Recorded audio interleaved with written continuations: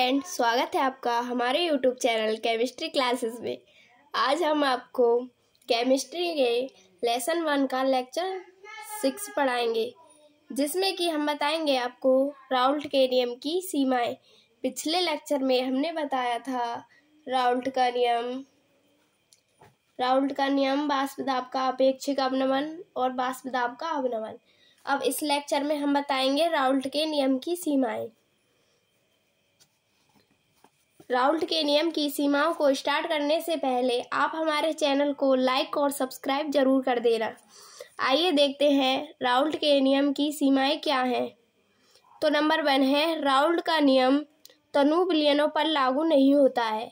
जो राउल्ट का नियम होता है वो तनु विलयन मतलब जो पतला घोल होता है उन पर लागू नहीं होता है, और जो सांद्र घोल होता है उन पर वो विचलन प्रदर्शित करता है। जैसे कि दूसरा नियम है, जैसे कि राउल्ट का नियम तनु विलयनों पर लागू नहीं होता है, और दूसरा है सांद्र विलयनों पर राउल्ट का नियम विचलन प्रदर्शित करता है। जो सांद्र विलयन होते हैं मतलब गाढ़ा घोल होता है, उस पर राउल्ट का नियम क्या करता है, विचलन प्रदर्शित करता है।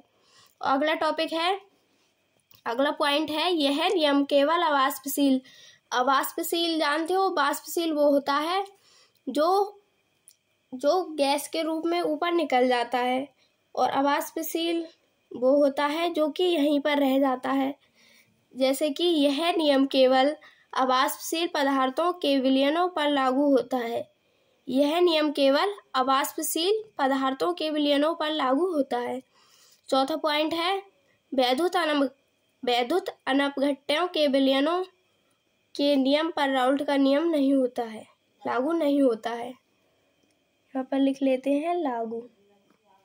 वैद्युत अनपघट्यों के विलयनों के नियम पर राउल्ट का नियम लागू नहीं होता है। जो वैद्युत अनपघट्य होते हैं उन पर भी राउल्ट का नियम लागू नहीं होता है। अगला टॉपिक है 5वां, जो पदार्थ विलयन में सम्मिलित हो जाते हैं उन पदार्थों के विलयन भी राउल्ट के नियम का पालन नहीं करते। जो पदार्थ होते हैं विलयन में सम्मिलित हो जाते हैं, जो पदार्थ होते हैं जो विलयन का पालन भी नहीं करते, क्या नहीं करते, विलयन का पालन नहीं करते, राउल्ट के नियम का पालन नहीं करते। अगला टॉपिक है क्वथनांक का उन्नयन।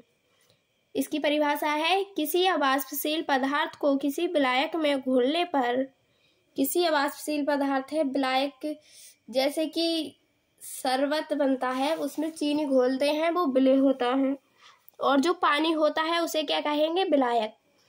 किसी अवाष्पशील पदार्थ को किसी विलायक में घोलने पर विलायक के क्वथनांक में वृद्धि हो जाती है, और इस वृद्धि को ही क्वथनांक का उन्नयन कहते हैं। क्या कहते हैं, क्वथनांक का उन्नयन। विलायक के क्वथनांक में वृद्धि को क्या कहते हैं, क्वथनांक का उन्नयन। इसे किससे दर्शाएंगे, डेल्टा टीवी से दर्शाएंगे। एक डेल्टा इस प्रकार का होता है, दूसरा डेल्टा इस प्रकार का होता है, जो कि मैथ वाले सब्जेक्ट में काम आता है। ये वाला डेल्टा ये केमिस्ट्री में आता है ज़्यादातर। इसे किससे दर्शाएंगे, डेल्टा टीवी से दर्शाते हैं। विलयन तथा विलायक के क्वथनांक में अंतर को ही क्वथनांक का उन्नयन कहते हैं। अगला टॉपिक है इसका, क्वथनांक में उन्नयन मोललता के समानुपाती होता है।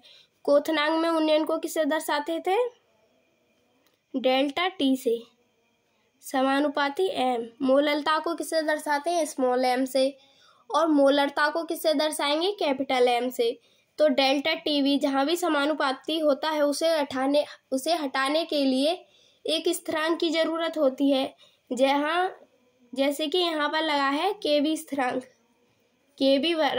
डेल्टा टीवी बराबर केवी एम, जहाँ केवी मोलर उन्नयन स्थिरांक है।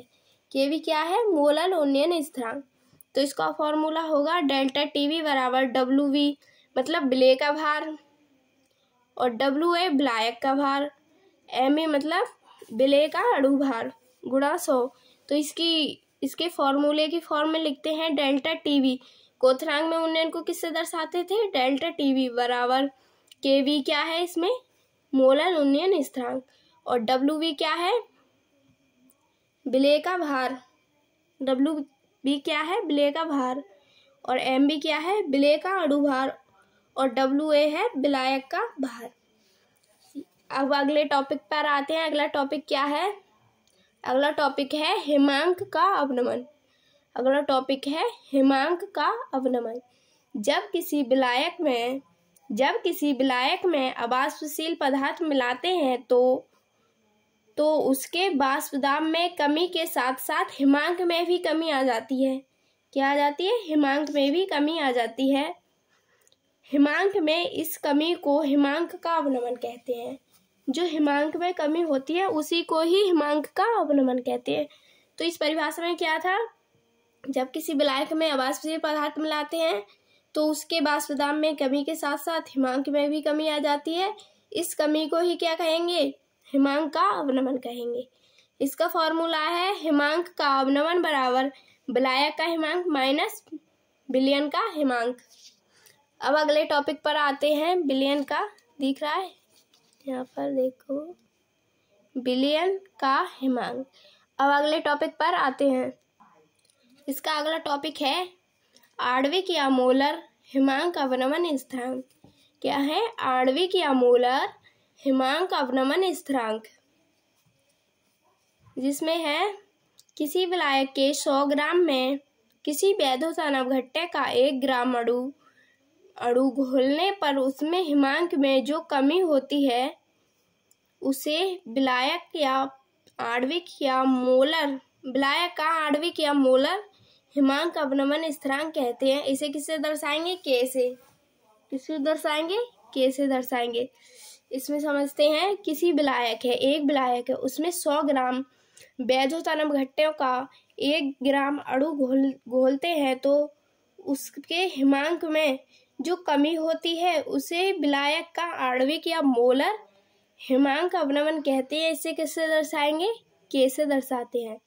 इस हिमांक के अवनमन की सहायता से किसी अवाष्पशील पदार्थ का अणुभार निम्न प्रकार से ज्ञात कर सकते हैं। जो अवाष्पशील पदार्थ है, इस सूत्र की सहायता से उसका अणुभार ज्ञात कर सकते हैं। जैसे कि M क्या है? विलयन का अणुभार। K क्या है?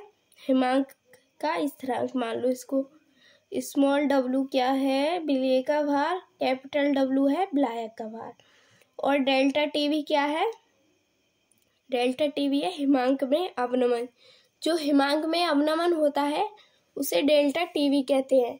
अगर आपको यह वीडियो पसंद आए तो एक लाइक और सब्सक्राइब जरूर कर देना, जिससे कि हमारी आने वाली अगली वीडियो आपके पास जरूर पहुंचे। Thank you.